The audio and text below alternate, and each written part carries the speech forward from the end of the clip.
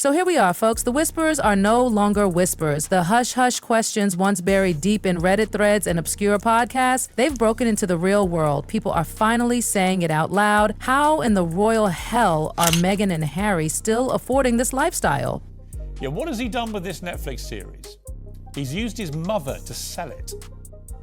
Could there be a more grotesque exploitation or a more hypocritical one? We're talking about a couple living in a multi-million-dollar Montecito mansion, zipping around on private jets flanked by full-time security, wrapped in designer clothes straight off Fashion Week runways. All that while, supposedly starting from scratch. Remember Oprah? That bombshell of an interview? Harry said they were cut off. No royal cash, no Duchy of Cornwall funds. Meghan even claimed she had to reach out to her old contacts just to make ends meet. They've been damn hopeless at everything. So it seems to me they're resorting to becoming basically a version of the royal Kardashians. And people believed them. The world rooted for them. Two individuals turning their backs on the monarchy, choosing freedom over fortune. It was gutsy. It was romantic. It had underdog written all over it. But that fairy tale got a little too glossy too quickly. They didn't just survive, they skyrocketed. Overnight, it felt like. Netflix signed them, Spotify handed them exclusive deals, they inked memoir contracts and began landing speaking gigs with fees in the six-figure range. Their faces were suddenly on magazine covers, their names tied to book deals, podcast launches, and branded merch that quietly appeared and vanished. Sure, in today's world, a person with enough fame, charisma, and a good PR machine can monetize anything. But this wasn't normal. And it's not just envious tabloids stirring the pot anymore. Real financial experts, government officials, legal insiders, they're all peeking behind the curtain. Both UK and US authorities are allegedly digging into the Sussexes' finances, trying to trace the flow of money. It's not about how much they're making, it's how they're making it. Where's it coming from? Where's it going? And most importantly, is any of it even legal?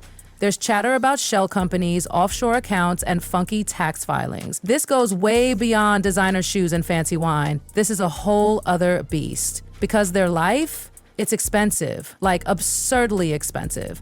Security alone is reportedly a multi-million-dollar annual bill. And let's be real, one Netflix deal or a podcast that tanked after a few episodes can't carry a lifestyle like that for long. The real twist? Meghan and Harry's entire brand, yes, brand, is built on victimhood. Victims of the monarchy, victims of racism, victims of the media. And every single deal they've signed seems to feed off that narrative. Meghan's painful truth, Harry's royal trauma, their public fallout. It's all packaged, polished, and sold like premium content. And while that does bring clicks and sales, it also brings questions. When your revenue model is literally your pain, people are going to start wondering who's actually hurting and who's cashing in. Behind their picture-perfect Instagram stories and curated media appearances, the noise is getting louder. Whispers of investigations, lawyers preparing statements, financial analysts pulling numbers. This is no longer about bad press. It's about a possible legal storm. Everything about the Sussexes right now feels manicured. Every podcast quote, every red carpet look, every cover story. It's all perfectly timed, a machine carefully running to keep them relevant, but to some, it's looking more like a panic sprint than a power play. Because once you start selling your life, there's only so much left to give before people ask, is any of this even real? Meghan's carefully crafted persona has shifted. The activist, the charity hero, she's now replaced that image with wellness influencer vibes. Lifestyle blogs, makeup line whispers, talks of luxury brand collabs, all the classic Hollywood moves from someone who once said they hated public life. To observers, this isn't about values anymore. It's about visibility. The more buzz, the more bucks. And that means they can't afford to be boring, ever. Harry's book sold millions, no doubt, but it scorched the earth behind him. Family ties, sin. Media relationships, obliterated. He didn't just tell his side, he threw matches at everyone else's. And when you market your story as my truth, people want honesty, not just emotional, but financial too. And guess what? That's exactly what investigators are now demanding. Transparency. They're not stopping at receipts or contracts. They're pulling back the entire structure. Who signed the deals? Where the payments came from? What countries were involved? What taxes were filed? Every revenue stream is under review, not because someone's jealous, but because the paper trail doesn't add up. When you claim to be abandoned but live like Beyonce, people notice. And when you build a brand on suffering only to turn that into a business empire, the IRS doesn't just watch interviews, they watch transactions. There's even buzz that the charitable foundations tied to the couple are getting a closer look. No one's yelling fraud just yet, but when philanthropy and profit get blurry, regulators step in fast. Because here's the million-dollar question: what's genuine activism and what's strategic branding? When you film emotional speeches for the public but launch luxury goods in the background, it becomes a whole mess of mixed signals. And if any of that charity money has been redirected to personal ventures, that's more than bad optics. That's potential criminal territory. Questions are now surrounding the people behind the Sussex machine. Are these savvy PR pros?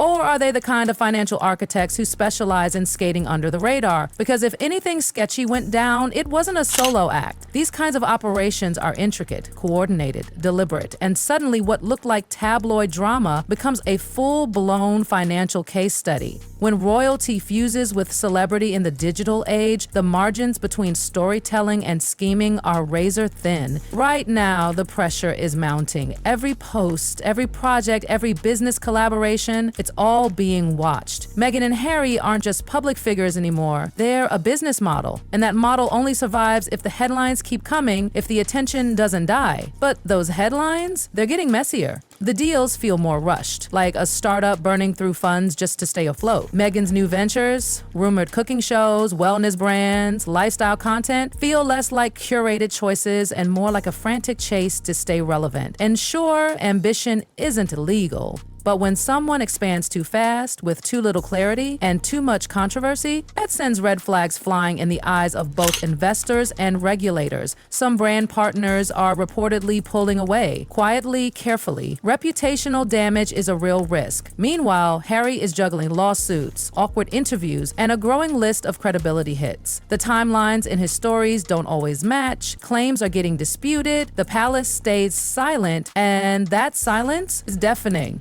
Legal experts are warning that if things get worse, this could spill into courtrooms. Not just tax issues, but accusations of misrepresentation, especially if any nonprofit funding has been used for private projects. Nothing has been confirmed yet, but if federal financial watchdogs really start digging, they won't stop at the surface. This isn't about technical loopholes anymore, it's about intent. Did they know what they were doing would create shady advantages? Were they deliberately pushing ethical boundaries?